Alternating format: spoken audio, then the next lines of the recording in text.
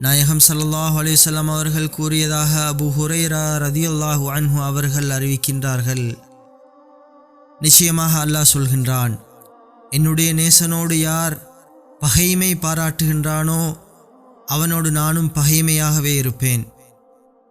என்னுடைய அடியான் நான் அவன் மீது கடமையாக்கி இருக்கின்ற கடமைகளை நிறைவேற்றுவதன் மூலமாகவே தவிர வேறு முறையில் என்னை நெருங்க முடியாது. மேலும் நான் அவனை நேசிக்கும் வரை கடமையல்லாத நஃபிலான செயல்களை செய்வதன் மூலம் அவன் என்னை நெருங்கிக் கொண்டே இருப்பான். நான் அவனோடு நேசம் கொண்டு விட்டால் அவன் எதை கொண்டு கேட்கின்றானோ அக்கேள்வியாகவும், அவன் எதை கொண்டு பார்க்கின்றானோ அப்பார்வையாகவும், அவன் எதை கொண்டு பிடிக்கின்றானோ அக்கரமாகவும், அவன் எதை கொண்டு நடக்கின்றானோ அக்காலாகவும் ஆகிவிடுகின்றேன். அவன் என்னிடம் எதை கேட்டாலும் திடமாக நான் அவனுக்கு கொடுப்பேன்.